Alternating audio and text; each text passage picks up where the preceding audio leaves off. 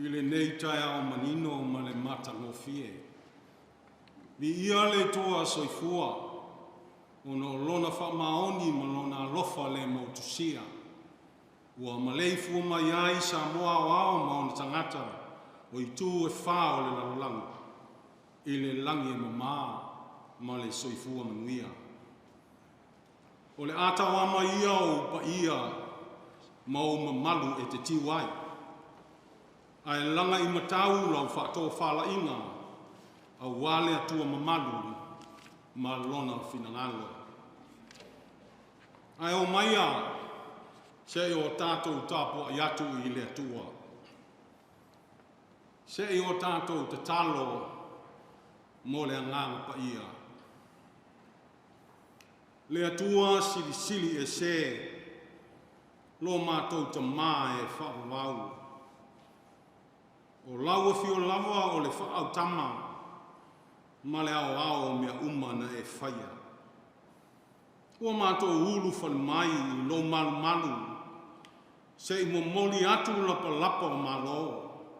Ma whaanene e ina lo suafa pa ia o lea ua mātou mua i afe atu.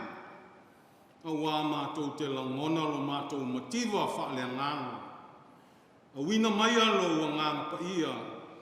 Ia loto lotoi la mātou tāpua inga a whaiane. E tonu ma ato toa ai me uma. Ma ia whaasili sili na ai lo lava vi inga. E o i le whakavau. E ala lava ia Jesu Kaliso lo mātou ne te talo. Amene.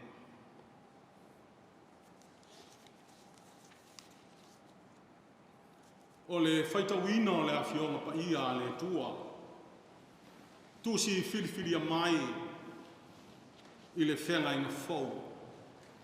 E wangalia sa whamawina e luka. A o lona mata upu e sifurmali lima. A mata le whaitau mai i le whai upu e walu. E whamata mai ni sifuru. Whaafafonga maia i a whionga pa ia no tātou tua. O ai e fōi i le whawhine e ana tupe fuanga furu. A whaia le iloa i a te ia le tasi tupe. E le tutu ea se moli ma tafi tafi le whale. Ma matua sa ili i ai se ia maua. A maua, ua whaapoto poto ai ana uo maetua oi maia. Ua whai atu, ia tātou oli oli ia mau, au au maua le tupe na le loa ia te au.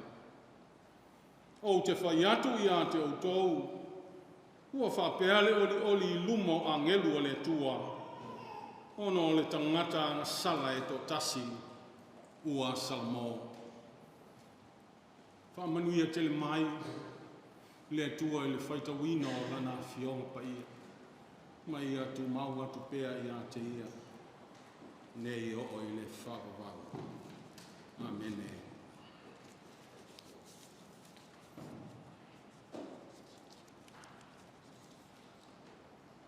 O le launga i le suafa mamalu o le atua le tamā. Le alo ma le anganga pa ia. Amene. Ua maua le matua ma le tusi sa whaitawina. Mai le whenga ina whou. Luka e se fulu mali lima.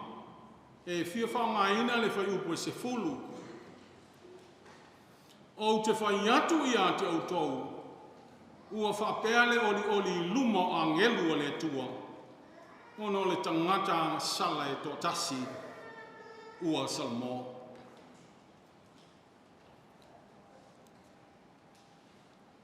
O le manatu au tū, o le nei Taeao, ua o whaunga ina ai le tusi o le au leo leo e whapea. E whina ngalo le tua i a tātou Samoa. E whina ngalo le tua i a tātou Samoa. God wants us to repent. O le whesili, o le ale salmo. O le ale salmo. O le tali mai le mta upu sili le whakasa e whapea. O le salamo, o le whanua no loto lea o na uang sala. O le ai oi i le atua i a whamangalo ina le ang sala. Ma ia fo i le malosi fau ina ia mawhai o na auna ma le whamauni. O le whaanoa lo loto. E a mata mai i le loto ua whamauna lo ina. Le loto ua naunau tai. Ina ia sa ili i se suinga fau o le olanga. Ia whawhauina le tangata tuai e a vea ma tangata ua whanau fauina.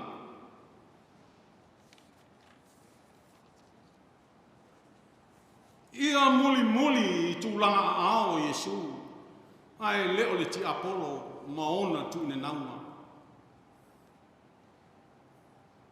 Ia ta tala lo loto e ta lia ai Yesu ma le whatuatua. Ma tali tonu i lana whaolatanga. I le tusi sa tātou whalongolongo ma whaitau ina ne.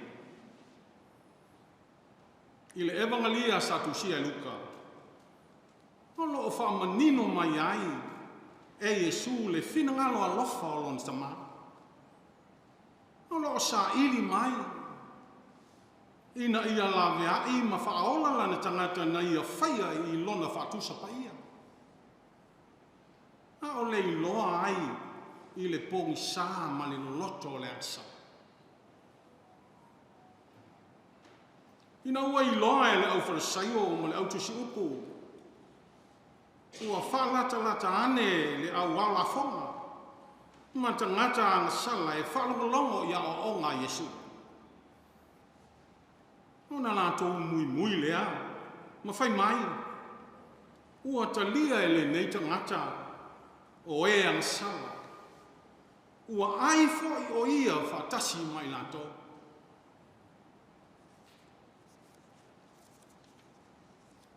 Ua whetalai Yesu.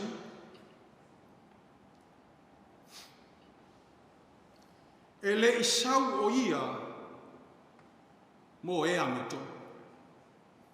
A o e anga sala ina ia lātou salmo. Ua whetalai Yesu a whai o so au tōu e ana mamo e sila.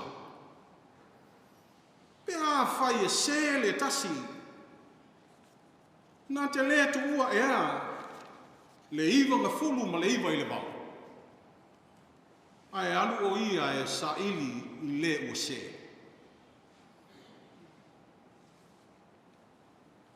E whapena le whina ngalo alofa o le tua. E le whina ngalo e whano se tasi ma pule ai le ti apo. A ia sala mō le tangata ma fo i atu i a te. O ia fo i o lo sa ili mai pea. Se ia sala mō le tangata ma talia o ia.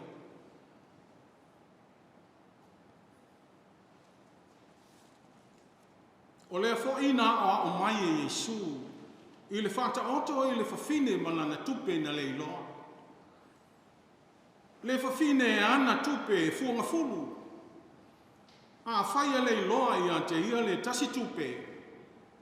E le tutu e ia se moli ma tafi le whale. Ma matua sa ili i ai se ia maua. A maua. Ua whapoto ai ana wo maetua o i maia.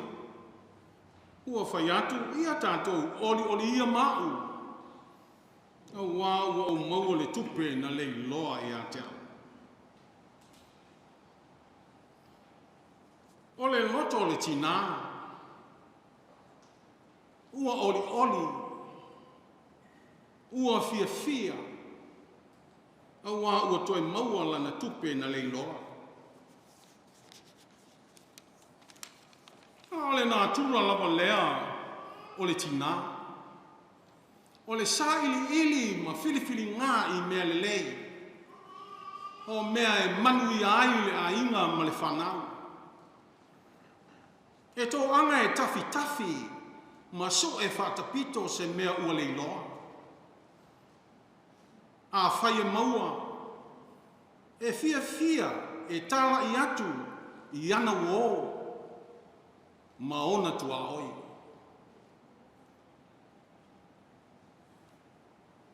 Ua whetalai e su I upu ua whai nei ma tātou matua. O te whai atu I a te outou. Ua whapeale oli lumo a ngelu o le tua. O no le tangata sala e tō tasi ua Samoa. O lao sa ili mai pea le atua mo I tātou whawhawhine tō anga. E tafi ma whama mao tātou loto. Ina ia tātou Samoa. Matalia o ia. Ua o lo whasusulu mai pea lo na malamalama. Ina ia tātou I loa le ala I le manuia. A o lo tātou lei loa pea I le pōng saa o le ansala. Ma ona tu ina naunga. A ua whapea lava o nā lofa mai o le atua I le lalolangi. Ua ia awina mai ai lo nā lo pele I tō tasi. Ina ia le whano se tasi e talia o ia. A ia maua e ia le ola e whaavavau. Samoa e lo watu pele. Ma I lātou o lo whaafonga ma mai. O le tala le leile nāmo I tātou uma. Ia tātou langona fi le muifo I o tātou loto. Le whano no le loto. Ono a tātou wangsala. Ia tātou turi bae I le tua. Ma le loto salamomoni. Ona oli leo a ngelu o le tua. Whaatasi mo lo tātou tamā o I le langi. O lona lofa whaatino lava lea. Na ia matua whio mai ai lava. Ma liu tino tangata. Na ia soifua mai ai se ala e sili o na maugalalo. Ma le leta waloa I le whale manu. Ina ia whaingo fie o na tātou talia ina. O ia ma le loto Samoa. Lona maliu pupo ngā I lunga o le sa tauro mātanga. Na tanumia o ia ma toi tū mai I le asa tolu. Ua ia whaato I lalo ina ai le ti Apollo ma ona whiri uma. O le ato anga fo I lea o lana ngā luenga whaola. Na whio mai ai e whaola le tangata ana sala ua Samoa. Le tangata ua talia lana whaolatanga. O lo tātou lea ala e tasi I malo. O lo tātou I nganga tō lea. Ma lo tātou matu pala. Na tō ina mai mo I tātou. E lo tātou tamā o I le langi. O le ola lea. O le whatu tua, ma le ola lea e whaavavau. Pe a whai tātou te usi tai I le whinangalo lo tātou tamā o I le langi. O lona whinangalo I a tātou Samoa I a tātou wangsala. O te whai atu I a te outou, ua whapeale oli lumo a ngelu o le tua. Ono le tangata e tō tasi ua Samoa. I le suafa manu malo Jesu Kristo. Amene. Tātou pese I lona bi ingai se lau rosu le lu.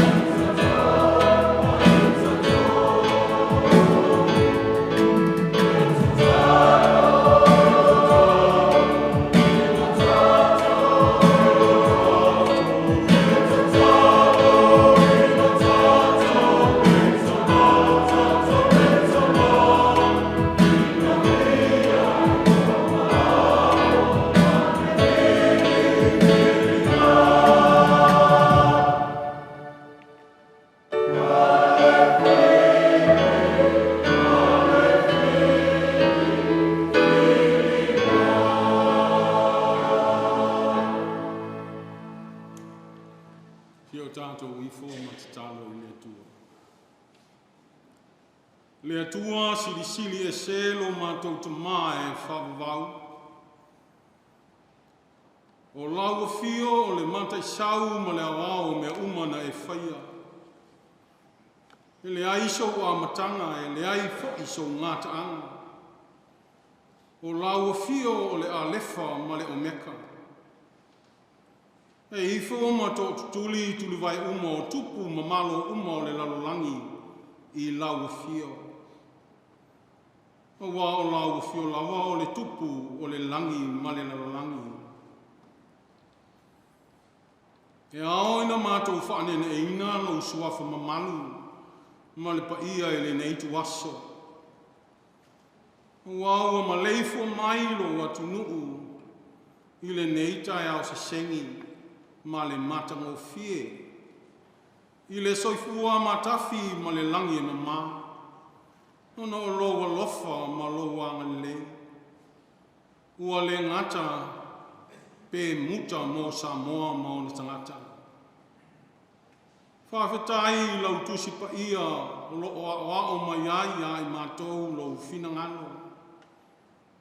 Ia mātou wola ma sawa wali ai. Mātou whawhetai a ngang pa ia lo mātou whesosoan sili.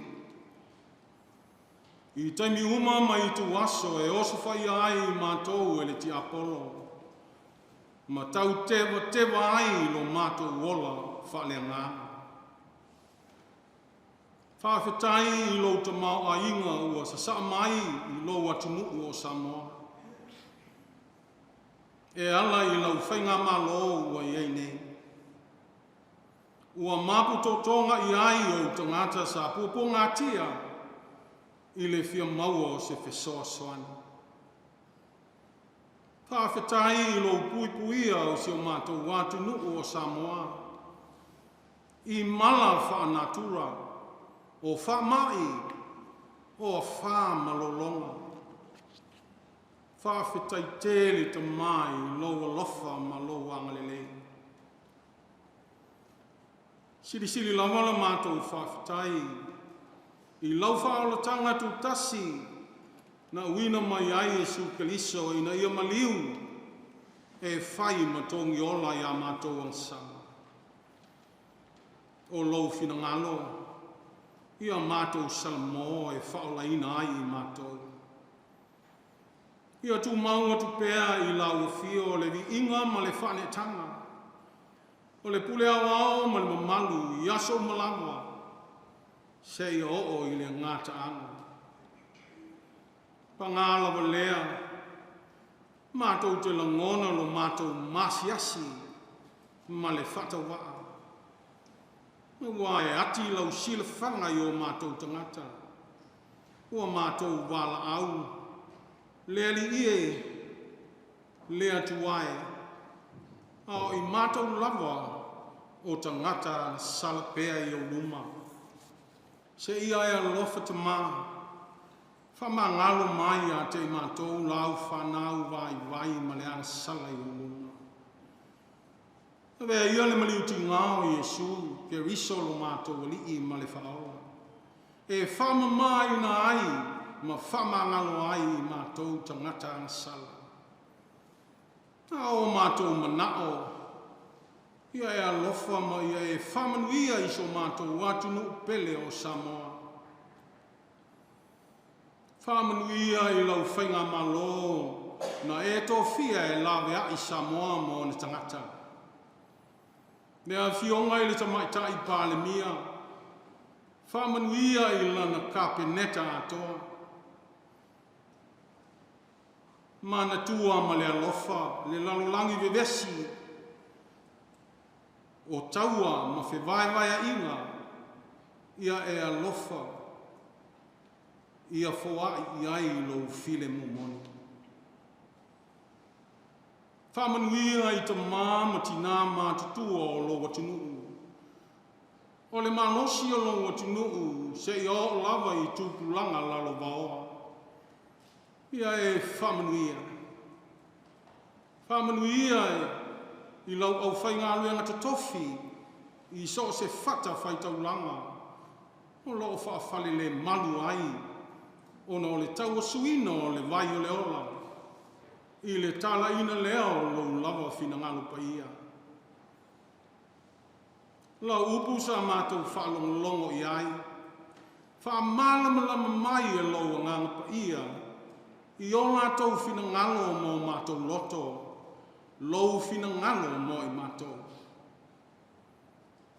O le nā mātou talotalonga i o luma, tau ina i a ufi manu ngase o ao, i lunga o Samoa atoa, ma o mātou tangata, o la mātou te talo lea i a whaiape i ailo finangalo, ai au lava ma so mātou whaatau ana watu.